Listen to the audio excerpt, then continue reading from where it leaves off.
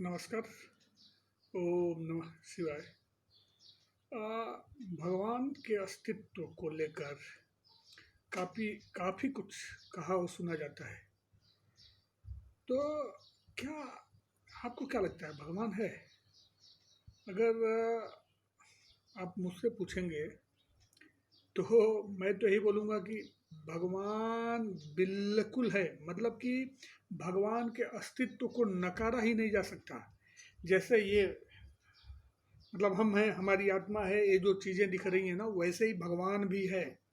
तो अब मैं मतलब कि भगवान है या नहीं है उस पे बहस करने नहीं आया और तर्क वितर्क करने नहीं आया। मैं एक कहानी लेके आया हूँ, एक घटना। और आप इसको ना सत्य घटना बोल सकते हैं क्योंकि मेरी सुनी हुई घटना है। और ये ना भगवान के अस्तित्व को एकदम चरितार्थ कर देगी। तो अब बिना देर किए बाबा गोपालपुरिया आप सबको नमन करते हुए सीधे वो घटना सुना देते हैं। तो है ना, अब जैसे देखते हैं ना बहुत सारे चीनी मिल होते हैं। तो चीनी मिल पे ना वो वॉचमैनी करने वाले लोग भी वॉचमैन भी होते हैं, मतलब कि सिक्योरिटी होते हैं। तो एक बार की बात है कि हमारे ही मतलब कि क्षेत्र की कहीं की बात है, जिले की बात है कहीं की, कि एक चीनी मिल पे ना खमेसर सिंह जी वॉचमैनी का काम करते थे, वॉचमैन थे वो चीनी मिल में। अब क्या हुआ ना कि पेराई का जो सीजन था वो बंद हो गया था। तो पेराई का सीजन जाने की वजह से मिल भी बंद था, लेकिन कुछ कर्मचारी मतलब काम पे थे वहाँ, और ये लोग भी, वॉचमैन लोगों की भी ड्यूटी वहाँ गेट पे लगी रहती थी। तो जो खमेसर सिंह जी थे ना, वो अपनी ड्यूटी बहुत ही मुस्तैदी से निभाते थे, क्योंकि वो कर्म को ही भगवान मानते थे और सारा काम एकदम प्रसन्न मन से भगवान का प्रसाद मान के करते थे।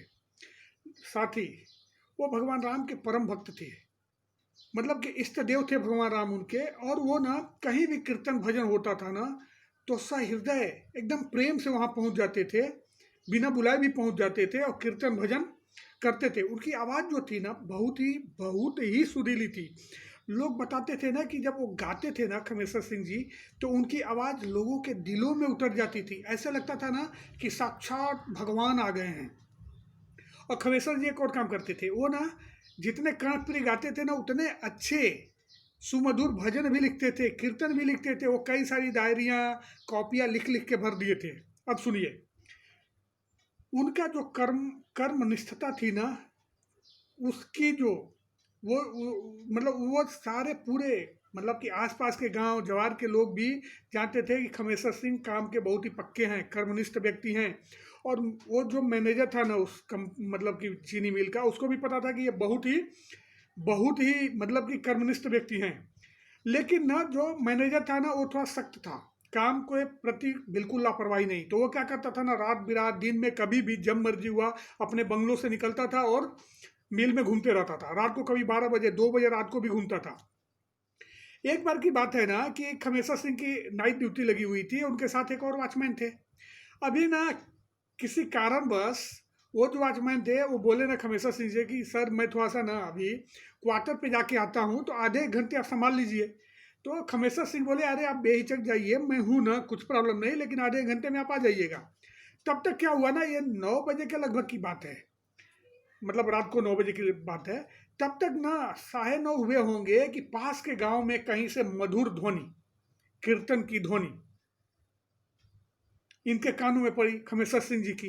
अब तो ये बेचैन हो उठे। अब बोले कि ये नौकरी बजाऊं कि भगवान की नौकरी बजाऊं, क्योंकि कहीं भी कीर्तन होता था ना तो ये पहुंच ही जाते थे। उसमें वो दूसरा वॉचमैन भी नहीं था।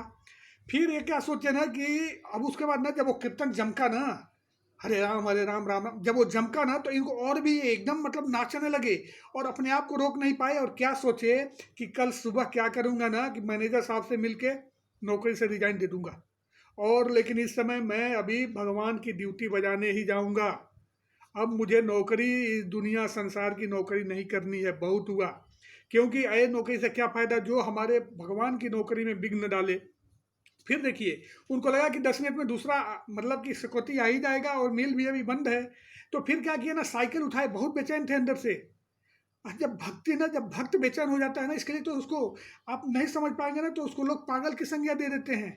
वो पूरे भक्ति में इतने बेचैन हुए कि साइकिल उठाए और चले गए। वहाँ जाके वो कीर्तन उर्तन गाए 2-3 घंटा, मतलब कि एकदम मस्त कीर्तन उर्तन गाए। और क्या हुआ ना कि फिर से लगभग 3 साढ़े 3 बजे रात को वापस आए। जब वापस आए ना, तो जो दूसरा वॉचमैन था वो तो आ गया था, लेकिन वो कुर्सी पर बैठे बैठे ऊँघ रहा था। फिर वो अपनी साइकिल लगाए और फिर आके उसको जगाए। तो वो बोला, तो मतलब बोले कि कोई आया तो नहीं था ना? तो बोले, अरे नहीं सर, मैनेजर साहब आए थे ना, आप भी तो थे, आपने ही तो मुझे उस समय भी जगाया था। मैनेजर साहब आए थे? हाँ आए थे ना, वो तो कुछ तो बोल के गए, आपको सुबह बुलाया है आपको बंगलों पे अपने। अब सुनिए, अब ये बोले कि ये पता नहीं क्या बनवा रहा है, सुबह में इससे बात करूंगा, और अपनी मुस्तैदी से ड्यूटी करने लगे। सुबह में वॉचमैन बोला कि नहीं नहीं, आपको रात को जब आए थे तो मैनेजर साहब आपको बुला के गए हैं। अब इनको बात समझ में नहीं आई, क्योंकि इनको तो लग रहा था कि मैं जब उधर कीर्तन गाने गया था तो मैनेजर साहब कब आ गए। ये ना फिर भी मैनेजर साहब के घर पे गए। मैनेजर साहब ने इनको देखते ही बहुत आदर से इनको अंदर ले गए और बोले ना कि मैं अपने जीवन में इतने सालों से जॉब किया हूँ, आप जैसा कर्मठ, कर्म की पूजा करने वाला व्यक्ति नहीं देखा है, जो कर्म को ईश्वर का आशीर्वाद मान के, प्रसाद मान के करता हो। तो कल से ना, अभी आपकी जो ड्यूटी है ना, वॉचमैनी नहीं करेंगे, आपको वॉचमैनों का हेड बनाया जाता है, और आप केवल वॉचमैनों की ड्यूटी लगाएंगे और अपने हिसाब से जहां आपको गाना बजाना हो, जो भी करना हो आप कीजिए। अब देखिए, वॉचमैन साहब जो थे हमारे खमेसर सिंह जी, तो रोने लगे, एकदम से विवल हो गए। बोले, महाराज, मैनेजर साहब क्षमा करें, रात को मैं ड्यूटी पे नहीं था। फिर उन्होंने वो रात की घटना मैनेजर साहब को बता दी। जब मैनेजर साहब ने घटना सुनी ना, तो वो बेवल, उनके आंखों से आंसू फूट पड़े। वो दौड़ के जाके ना वॉचमैन साहब के पैर पकड़ लिए। बोले, धन्य हो खमेसर सिंह, आप सच में हर चीज को भगवान का प्रसाद मान के करते हो, और रात को आपके वजह से मुझ जैसे व्यक्ति को भी भगवान के दर्शन हो गए, तो धन्य तो आप हैं। और आज के बाद मैं तो अभी आपके सेवा में रहूंगा मैं। उसके बाद से क्या हुआ ना, वो जो मैनेजर था वो खमेसर सिंह का भक्त बन गया, और खमेसर सिंह अपने हिसाब से ड्यूटी करने लगे। तो भगवान के अस्तित्व को चरितार्थ करती ये घटना मैंने अपने गांव के ही एक पंडित जी से सुनी है, जो चीनी मिल में काम करते हैं, और उनको ये घटना एक यादव जी ने बताई थी। तो ये श्रुति पे ही आधारित है, लेकिन उनका ये कहना था ना कि एकदम ये सच्ची घटना है, सत्य घटना है। तो भगवान के अस्तित्व पे प्रश्न चिन्ह लगाया ही नहीं जा सकता। तो फिर ऐसी ही एक नई कहानी के साथ भगवान के अस्तित्व को, ईश्वर के अस्तित्व को चरितार्थ करने वाली एक अलौकिक अलौकिक घटना के साथ अगले वीडियो में मिलता हूँ। तब तक के लिए नमस्कार, ओम नमः शिवाय। लेकिन जाते जाते फिर वही पूछूंगा, हमारा ये वीडियो आपको कैसा लग रहा है, ज़रूर बताएं, ज़रूर बताएं, कमेंट्स में लिख दें। मैं ये नहीं बोलूँगा लाइक करें, डिसलाइक भी कर सकते हैं, लेकिन अगर न पसंद आए, क्या कमियां हैं ना, वो आप लिख देंगे तो मैं उसमें सुधार करूँगा। तो फिर से नमस्कार।